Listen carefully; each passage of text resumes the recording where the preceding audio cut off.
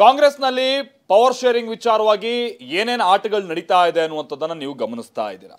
ಈಗ ಆಲ್ರೆಡಿ ಒಬ್ರು ಪರವಾಗಿ ಒಂದಷ್ಟು ಮಂದಿ ಶಾಸಕರುಗಳು ಸಚಿವರು, ಮತ್ತೊಬ್ರು ಪರವಾಗಿ ಮತ್ತೊಂದಷ್ಟು ಶಾಸಕರು ಇಂತಿಂತವ್ರು ಮುಖ್ಯಮಂತ್ರಿ ಆಗಲಿ ಅಂತ ಇದ್ದಾರೆ. ಅದಕ್ಕೊಂದು ಹೊಸ ಈಗ ಆಡಪ್ ಅಂತ ಅಂದ್ರೆ ಯಾರು ಶಾಸಕರು ಮತ್ತೊಬ್ರು ಹೇಳಿರೋದಲ್ಲ, ಸ್ವಾಮೀಜಿ ಒಬ್ರು ಹೇಳಿರೋದು.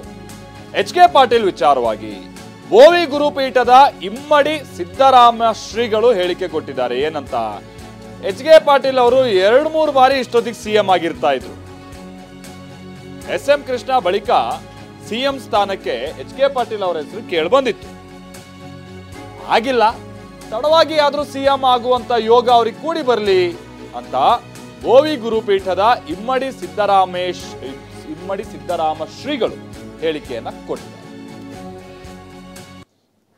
ನಮ್ಮ ಜೊತೆಗೆ ಇಷ್ಟೊತ್ತಿಗೆ 2-3 ಬಾರಿ ಮುಖ್ಯಮಂತ್ರಿಗಳಾಗಿ ಬಿಡ್ತಾರೆ.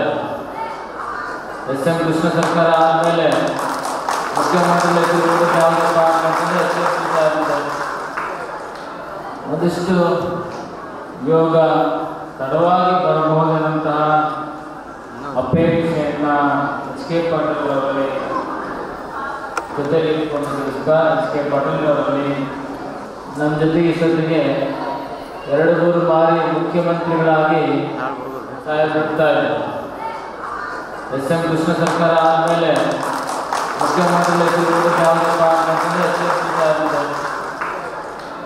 ಒಂದಿಷ್ಟು ಯೋಗ ತಡವಾಗಿ ಬರಬಹುದಂತಹ ಅಪೇಕ್ಷೆಯನ್ನ ಎಚ್.ಕೆ. ಪಾಟೀಲ್ ಅವರಲ್ಲಿ ಜೊತೆಗೆ ಎಚ್.ಕೆ. ಪಾಟೀಲ್ ಅವರಲ್ಲಿ